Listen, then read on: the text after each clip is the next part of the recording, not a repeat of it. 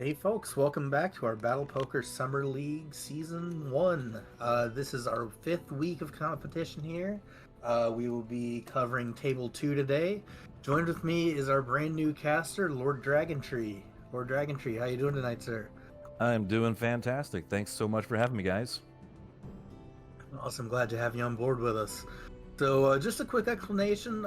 This table actually only had three people show up, so for the interest in fair competition, we do want to try to keep it to at least a minimum of four per table. So we did move one player from a table that had a fuller player count to this table to help even things out. So it's going to be some pretty aggressive four-way action right off the bat as everybody decides to come along in a family pot. Whew. Ooh, yeah, but the War Within with those Phoenixes has a significant advantage since he has the only strong anti-air. Very true. That lone carrier trying its best to stick around, just not able to do so. Phoenix is having a field day now just on the Brood Lords. There's nothing quite as scary as that many Phoenixes, especially when you add in upgrades, which they didn't have this time, but when you see those 3-3 Phoenixes, it's like, I'm not going to win this, am I? No.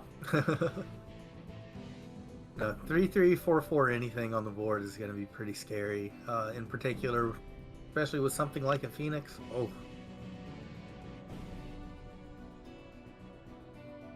There's a couple of Protoss units going into this round, but not in too many numbers and nothing too special. I mean, let's face it, Adepts, not my favorite unit. no, I think this might end up being a matter of whoever bets first is going to take it down. As Nate raises by 2 and takes it. I see Bad at Games has got a really strong hand with those 3-3 Terrans. I'm curious to see if you're going to roll another Terran card. Just a min raise, try to entice a little bit more money in the pot. War Within makes the call with 75 Banelings. That one Zell comes along as well with the 5 Vikings clearly drawing and doesn't really hit much with 2 Thors on the back end. However, with those Banelings and DTs, the Baneling Death Blow can kill off his own DTs. Oh, is that true? I am 95% sure, and if we'll probably see that in this case, but if any That's DTs die, we'll interesting. know for sure. Yeah, that's I know that the splash will kill them if they're on like an opposing team, but I didn't know they would do that if it's oh, what's the friendly fire? Yeah, with so much friendly fire in the game already from, storms, Raven missiles, which I can't tell you how many games I've lost off Ravens nuking myself. Oh yeah. Yeah, there's a lot of friendly fire already. Now, I can't recall if siege tanks also have friendly fire or not, but I think Siege they tanks do. do. Siege tanks definitely do. That one Zell with a very strong hand, but we'll have to see if anyone actually will go up against that. I mean, Nate rolling the 3-3 Zerglings in a pretty significant count. He might just roll the dice and try to run with it. Yeah, and if he does, then there's a chance he'll at least tie it out, but now he folds it. War Within comes along, though, gets the bad news. Yeah, there's no way those few Ravagers are going to be able to do anything against 6 BCs. And a quick surrender from War Within. Very courteous of him. That's another fun one. But I like the timers that were added in at some point, as well as the surrender option. Yeah.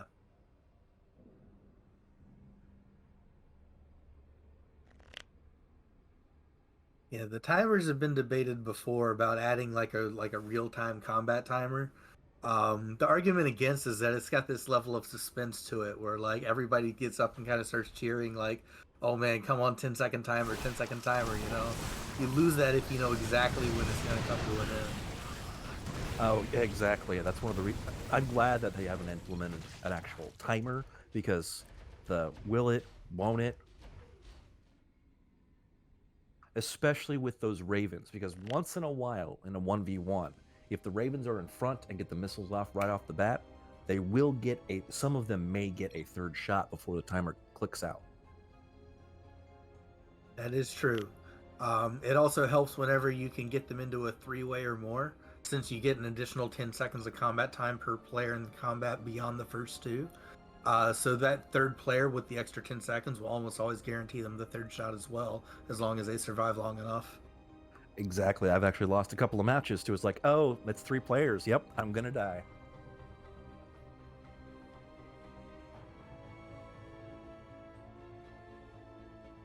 Ooh, can 94 Banelings kill 5 Basilisks? I'm sorry, Ultralisks. Looks like it as the Banelings continue to roll through, leaving not very many survivors. Oof Yeah, is right, Nate. Oof. man, I always forget the names of especially Zerg units. I always call them the Inferno Droppers. Oh, the Inferno droppers. I like Ravagers. it. That's what they are. Ravagers. Now, do Ravagers base attack have anti-armor? No, I believe they have the same stats as a roach as far as attack goes. Same range, same attack speed, same damage. It's that they have the no, I take that back. They do have longer range. But they do have the corrosive bile that they can drop.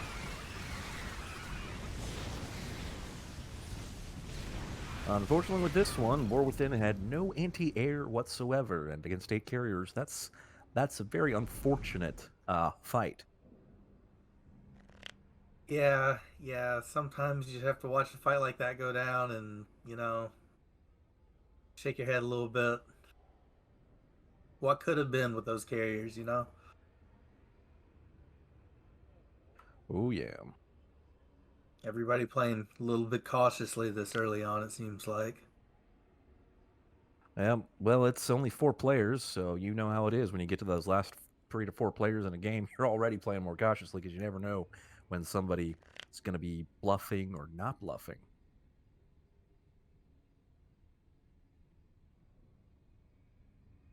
War Within with a very strong hand, but I'm pretty confident that 20 Ravens is going to clean that up nicely. There's a fun sort of metagame going on because all of these players have had every single game of theirs broadcasted over YouTube over these last few weeks leading up to this week. So everybody's had time to do their homework, check up on their opponents that they drew for this week, do some studying, and see how their styles have been working out in the past. Surprisingly, for the most part, from what I've been seeing up until really in game, people play it pretty straight and narrow. So it'll be interesting to see if somebody really decides to start mixing it up and raising with a little bit of nonsense here and there to see what they can get away with. Definitely. That 1-0 with 2 back-to-back good hands on 24 DTs is survivable for even some mild detection. The min race may be looking just a little bit too obvious. Ooh, Nate does come along. Picks up 19 High Templar, should be enough Storm to take care of those DTs. Yeah, well, I mean, thanks to the fact that one has no anti-air, if the High Templar don't zap the Broodlords have a decent chance of cleaning everything up. These Broodlords are fairly chunky. I think it's 225 HP apiece. Yep, and some of those lords have been caught up on the Locust originally, but enough of their target prioritization is going for the heavy duties. But it's going to be a split pot regardless, because let's face it, 3/3 Protoss, those storms didn't do a whole lot to it. Yeah. Unfortunately, the storms just were not focused correctly on the DTs, so things did not go as planned. But hey, a split pot is better than winning nothing. Oh, definitely. Rumors speak of the split pot. Protoss 3/3 on the board this time around. Nate only taking advantage of it with 5 oracles, picks up 4 void rays to go with them. 4/4 now. I mean, if there's nobody else putting anything in, you gotta at least think about making a raise here. Bad at games, but does so with the Cyclones and battle cruisers. Yeah, and I'd put my money on those Cyclones and Cruisers versus the Void Rays, especially considering those Yamato cannons will, I don't know if they one-shot or virtually one-shot the Void Rays. I had to look this up recently too, and I can't remember exactly how much Yamato is. I think it's 240 damage, 240 or 235. And a Void Ray is what, 125 HP and shield? That doesn't sound right. But even with I that, don't know. it's just Yeah. they've got 2 shots. The Voids might be able to take down 1 BC in the time that the other 4 battle cruisers are launching their Yamatos, and even with +3, or was it +4? I can't remember what would have got if he had Sweet, but that's still going to be that would have been a loss. Indeed, indeed. Ooh, we have a four-way call here after a min raise. Bad at games, rocking 20 queens and 16 cyclones. Perfect count on those cyclones. War within 18 zealots and 12 banshees ready to take out some ground. Nate with 7 broodlords and 18 mutalisks. Good little Zerg rush down there with the +1/+1. And that one Zell was 6 ghosts and 7 carriers. Man, this is going to be a fight. And the ghosts are going to be playing a big role, just wiping those EMPs, wiping out a massive amount of queen energy. We always make fun of Queens having a great healthcare system, call it the Canadian healthcare system. Right now, it's looking a little more like the American healthcare system, if we want to go there. Sorry, but the queens still have some energy, so it's still a little bit better than that.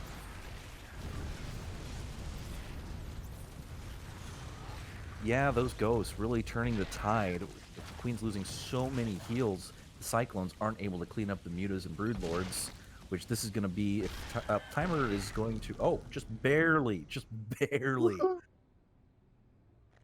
Can't complain about that. Decent little pot for that one Zell, taking up first place on the leaderboard now. Still plenty of poker left to be played, as everybody except for War Within has at least 20 bets left to go. War Within still on, what's that gonna be? I can't do math right now. 12 bets, so still has a little bit of wiggle room. Coming down to the wire, though. He's gonna need to make a move pretty soon. Oh, with the ghosts added against the Ravens mean that those ghosts are going to be able to EMP the Ravens Now the question is, does he put the ghosts in front? If he doesn't, the Ravens may get a second shot off. First shot coming in on the lead carrier. Here come the EMPs. I can't tell if the second round got off of him or not. It did not. Looks like it did not. And to take out those carriers, they needed to hit them a few more times. Yeah, one more round could have done it. So, I mean, putting the ghost in the back was a little bit of a gamble, but hey, it paid off. Battle games with 9 fire bats, everybody's one of their least favorite units. War Within with 10 cyclones, NATO with those 16 queens, but it is +3/3 Terrans, so it's still a little bit of a risk to take them.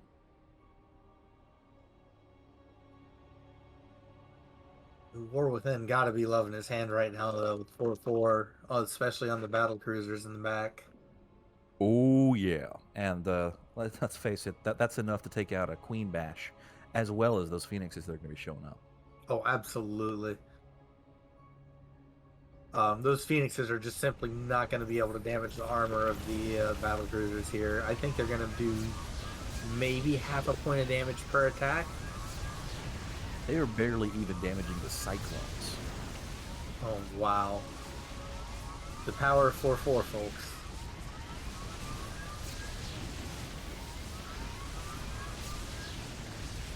Carnage wrecks across the battlefield. Well, unfortunately, there's just enough HP left in this field that battlecruisers have to work for it.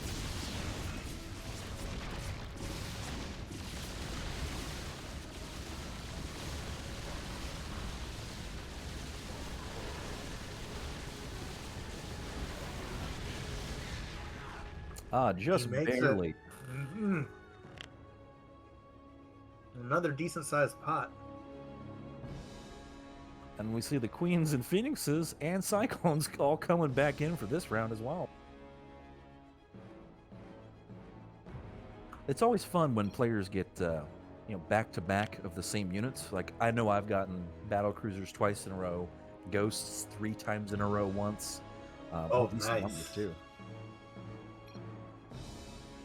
I mean, you got to remember everybody's due to get good hands every once in a while, and sometimes that once in a while is back to back. So it's especially great when nobody thinks that they can believe you the second time around, so you really get paid off on your big raises. Oh yeah, one of my favorite strats, and I know this is giving out info, but is when I get that good second hand, I just check the initial round, and then I wait for somebody else to raise. Yep, good old check raise. So much fun watching it happen, and I have to say, I always love. I don't watch Yu-Gi-Oh, never played it, but they have one good thing: you've activated my trap card. Oh man, gotta Oh, love it. Nate with 10 Tempests and +2. Ooh, those are going to be plus three That's three gonna be three Tempests. three Tempest. Yes, sir, they are. Man, nobody else really coming close except for maybe the 16 3/3, or I'm sorry, 2/2 oracles from War Within. Fortunately, he doesn't have a way to touch those Tempests, so And he that's lays going to it be a down. quick one here. Yeah, the Protoss 2/2 plus the natural armor of the Tempest. The Muta bounce isn't even going to be a factor here. They're going to lose a few shields here and there, and that's about it. There's even a decent. I'm pretty sure he'll be able to clean up all the roaches in time because there's enough Tempests to do that. Yeah, that one Zell saves us the time just goes ahead and surrenders. Thank you, sir. It's appreciated. An honorable player, always appreciated. Ooh, Nate picking up 15 DTs this time around. Bad at games with 15 Banshees. That one Zell, pretty decent count of 9 Void Rays with +1/+1. Yep, Decent Nate start of can the get. hand there. Yep, and if nobody gets detection, then oh, this is going to go to Nate most likely. Uh, yeah, I'd say so. It's going to be a tough sell getting enough Storm for the High Templar to take out all the Void Ray, depending on how they spread out. But it could happen. Yeah, well, those High Templar do have +2 too, so a little bit more on their shield and armor. Well, here we go. The real trick is, are the siege tanks going to be able to contribute enough? No, they are not. They're not going to be able to do anything. Just enough Oh, storm. wow. Oh, wow. Yeah. Nate still takes it. Oof. That is such a tasty win. It's like, on point.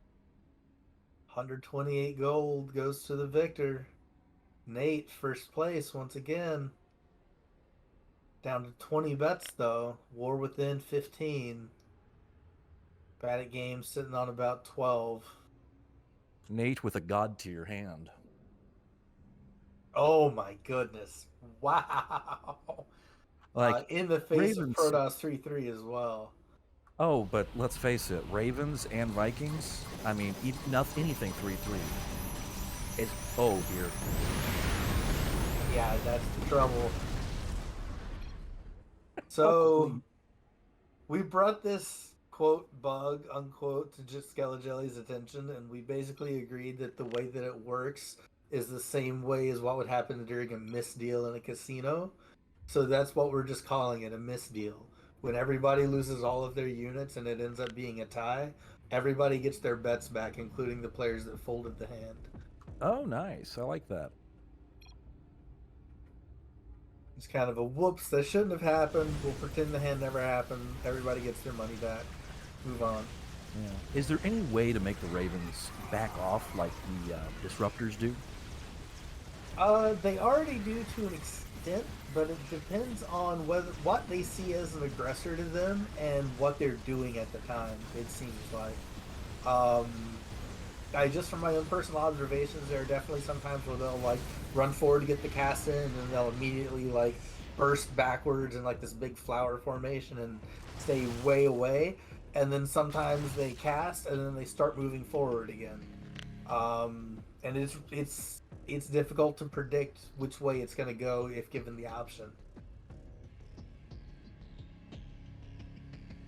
The best success that I have had has been to keep the Ravens in the back and put melee units in front of them, preferably fast melee units that can get out into the middle of the battlefield quickly and put up basically a wall, keeping the Ravens safe and keeping anything else from getting close to them. Definitely a sound strategy. That one Zell has one of my favorite hands. Tanks up front, artillery in the back, but Ultras are actually a really good counter if you have enough of them to Queens because of the large damage and the AoE attack.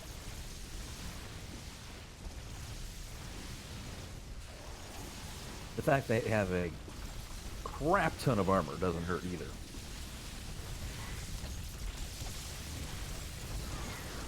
Not at all. Armor, such a game changer in so many of these matchups.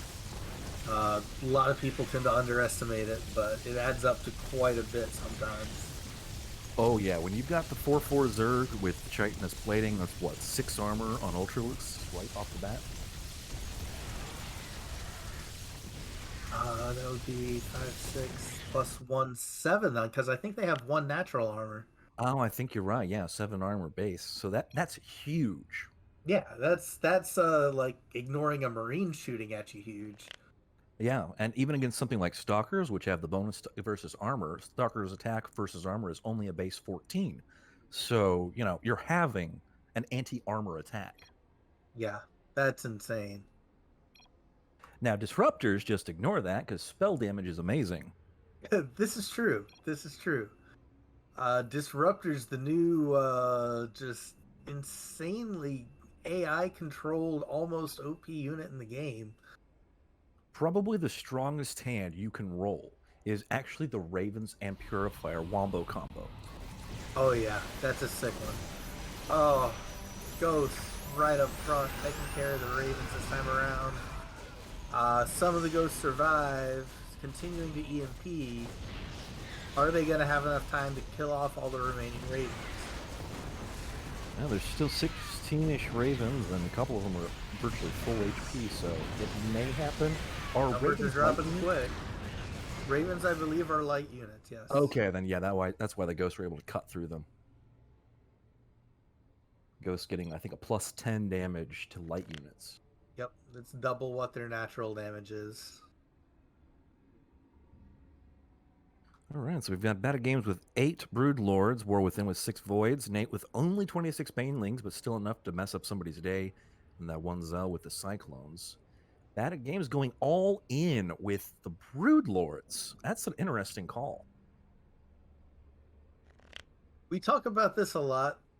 He's not a fan of just pushing just to try to take down blinds. I am. I'm a fan of taking advantage of your folding equity and trying to realize it as much as possible by not folding yourself down to just 1 or 2 blinds left before making that final all-in shove. In this spot, he maybe felt that he had a read and felt that if anybody had air, they would have already raised him and decided to take a shot with the Broodlords. Maybe he just decided to take my advice for once and shoved all in, thinking he could just get everybody to fold. I don't know. Well, it worked. Those are plus 2/2 Corruptors, so they are probably going to clean up those battle cruisers. Ooh. Those queens getting plenty of work done on the stalkers as well. Oh yeah, and these queens are not armored units, so the Stalker's bonus damage will not come into effect. So just 10 damage versus those queens with the plus 2 armor. Ooh. And I believe it's the queen ground attack that's actually a double attack, so the damage bonus is doubled as well. Okay, I did not realize that. Yeah, if you click on their weapon, or if you mouse over their weapon when you click on them, it'll show an attacks colon and then a 2. Yeah, I just hadn't noticed that, because I knew that there's several units with the double attack, but I didn't realize queens were one of them. Yeah, and I think it's only on their ground attack. Their air attack is still just a single little air spike thingy. Gotcha. Oh, this is not going to go well for War Within if he bids up this one. I was just about to say, this might be an all-in the call. I mean, what can you do when you're dealt that kind of a hand, you know? I mean, my luck, every time I've gotten cruisers, or I'm sorry, not cruisers, carriers, I've run into battle cruisers, which are the perfect counter to carriers. Yeah. Unfortunately, battle cruisers do directly counter carriers very, very hard. There's just the banelings popping one by one. Pop, pop, pop, pop, pop. Okay, I think you're right. I'm not seeing the Baneling burst doing damage to other Banelings, which I know in the Versus mode they do that, if I recall correctly. But we have our first elimination, War Within, going out on what would normally be a very strong hand, especially against any ground army. And we've made it almost 35 minutes with no eliminations. So, I'm sorry, just our first elimination. So, not too bad. Not too bad. People hanging on, definitely trying to fight for those last few points on the table.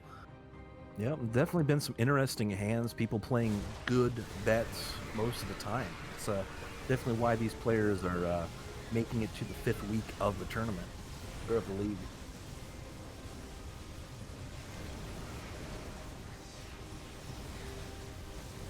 Kind of game sympathizing with War Within, I think.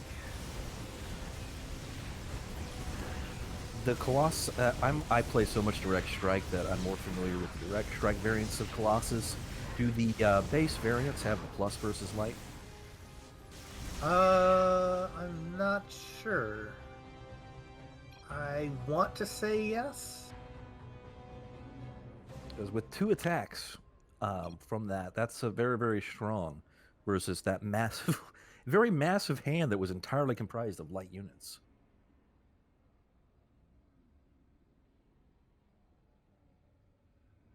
Bad at Game's going to get smacked down if he doesn't fold right here. Yeah, he may have gotten his hand stuck in the cookie jar. I mean, Colossi are good units, but I never bet hard on them unless I've got something that can do anti-air, because too many times I've gotten myself smacked around thanks to someone having a single air unit versus my Colossi. Same thing Right. for Brood Lords, actually. I like them, but if I don't have anti-air, I'm not going to bet much on it. Well, Bad at Game's going in once again, this time with a full count of 12 Brood Lords. Couple more than the last time he went all in, which actually the last time he went all in was with Brood Lords. That 1-0 quickly makes the call. Bad at Games banks the 24 Ravens. 24 Ravens. Let's see if the Ravens win the game for that 1-0.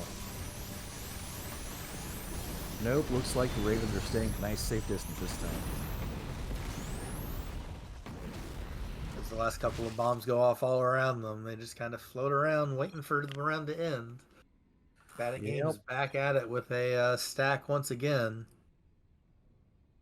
No longer sitting on am I going out in the next round or two? No, he's got a couple options to fold if he doesn't raise, instead of just draining himself dry.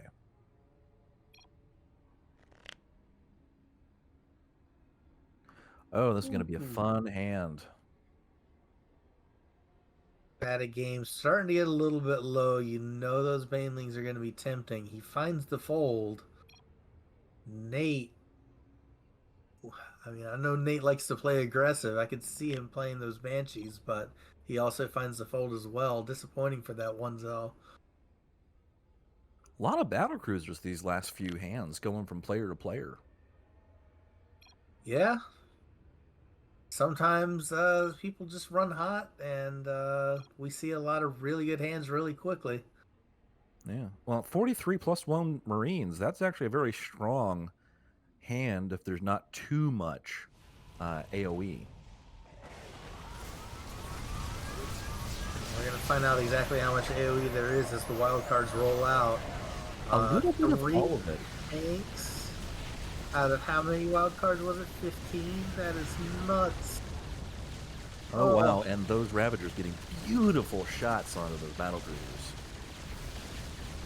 Not going to be enough, I believe, but still, 3 tanks out of 15 wild cards. What a roll.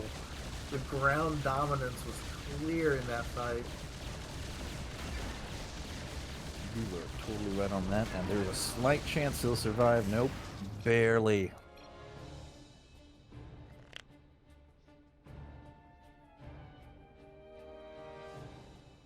We got a Protoss heavy hand with some nice units, minus the Zealots, because let's face it, Zealots are only useful as backup as backup.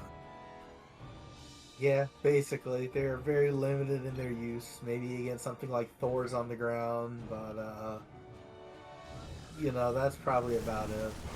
Um, DTs up against Disruptors, though, not a good look for the DTs, as the Disruptors are able to aim at the outlines of the Dark Templar. Yep, there are, I believe now, 5 units that can counter DTs. You've got, like, for disabling their cloak, you've got your Ghosts, you've got your Ravens and Oracles. Actually, there's 6. You got High Templar, you got Disruptors. What am I missing here? Did you say Infestor? Infestor, that does a temporary disable. And then you've also got Banelings, which Correct. they really do a number on the Dark Templar. Ultralisks and Colossi can also friendly fire, or not friendly fire, collateral damage DTs, not as common. Same thing for the Firemets and Hellions, but they virtually do nothing because the DTs just chew them out. True. Lurkers and Siege Tanks. I think you did mention the Siege Tanks. But Lurkers can also do it. Yeah, so DTs are still very strong units, but they're no longer the auto wins, except against Ravens, that they used to be back in the day. Look when the game mode first came out. At some point, I'm gonna have to rerun my little stat script on just current day, like recent replays, and see how it differs in comparison to the Lifetime of 2 card as it's been running so far. Could be interesting to find out. Oh yeah. See how the units have evolved. Bad Games out in 3rd place. GG, sir. Nate taking a 351 gold pot, sticking him way up top. Nate's and now we on get to all see of 3 stacks. Oh yeah, Nate with plus 3/3 Banshees is strong. Now let's go back to the raise, don't raise. And there's always my favorite strategy, the one I hate the most and love to use the most, which is what I call pay to play. I don't know what the official poker term is, but it's where you've got such a huge lead in money that you're just like, I'll throw some money at this. Mm-hmm. That's just being a big stack bully, basically. Being able to use your chip stack as a weapon to be aggressive towards other players and keep them out of the pot, unless they're actually something, they have something that they want to commit more chips to it with. It's an easy way to pick up a lot of just free chips, as long as you don't get carried away when you do get called and you've realized that if you don't have a hand, you gotta let it go. Yep, and this is going to be a big fight, a very close one too, the Battle Cruiser versus Raven. But yeah, I think there's going to be enough Ravens to blow everything up. Yeah, the Ravens staying decently at bay. Oh no, the last few maybe moving in. Nope. We're good. We're good. New chip leader. That one Zell.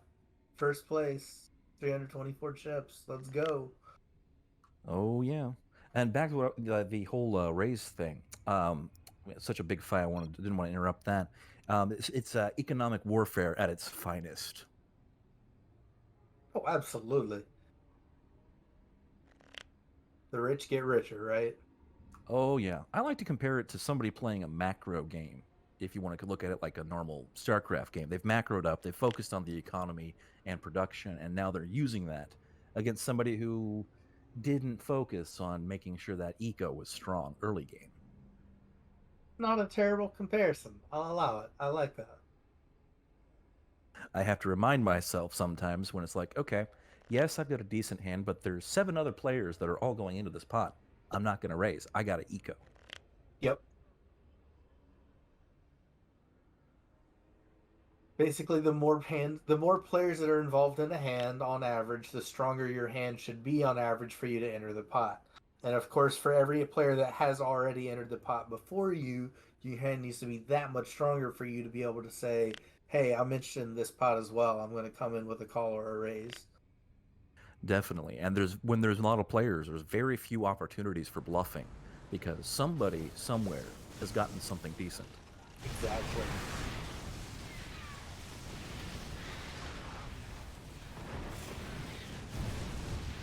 Looks Oh, like there those may be Vikings. just enough Vipers to take out the carriers. Or, no, maybe No, not.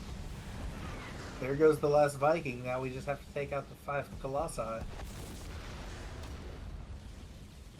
Yeah, all those interceptors have plenty of shots on fellow Protoss. Definitely one of the interesting things is that carriers are probably the ultimate anti-Protoss weapon. Because no matter how many upgrades Protoss get, the carriers get them too, so they're going to be doing the same amount of damage to other fellow Protoss.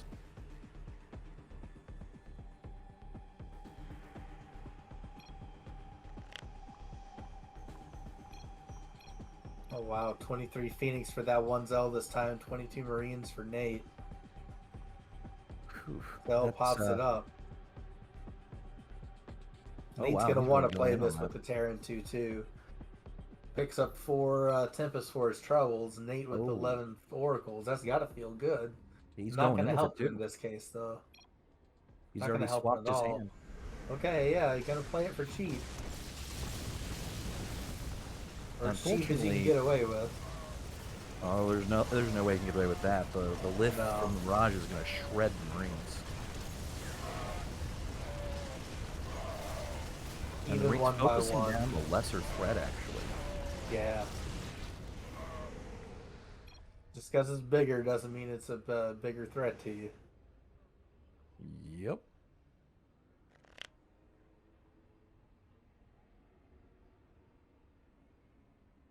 Now, if he'd had that 42 Marine hand that just disappeared, that might have been enough to do something. But with nothing else to actually target all that air, there's not much of a chance you can do with just Marines.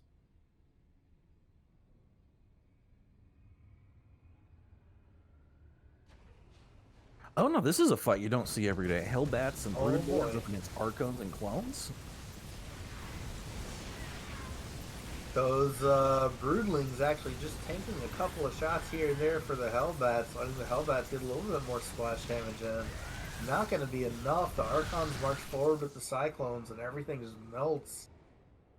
Archons are definitely an underestimated unit. They've got extremely strong attacks, and with enough of them, that little splash damage, it's enough to do some nasty, nasty things to opponents' Oh yeah, losing hands. absolutely. Well, it looks like that one Zell has knocked Nate out of the game. Nate had a huge comeback and then just kind of frittered it away, but some great plays from everybody involved here. Absolutely, absolutely. Everybody played this one really well. Like I said, these short-handed tables, they tend to get a little aggressive. These guys kind of tended to wait it out, waited for their plays. Um, Definitely had some good shots in there. So this was some entertaining poker, definitely. Oh yeah, and very courteous players too. Everybody chatting even when they've been defeated, surrenders when it was appropriate. It's definitely good for the community to see the best players in the community being so chill and polite. Oh, absolutely, I agree. Oh man. Well, that's gonna do it for us today. Unless Lord Dragon Tree, you have anything else to add? Not really. It was a lot of fun being here. Thanks again for inviting me, guys. It's always fun to be a part of the community and help contribute to the growth thereof. Awesome. We'll be sure to have you around to help out some more. So hopefully we'll be talking to you again very soon. This has been Lord Dragon Tree and Bot D signing off. We'll see you guys next time. Take care.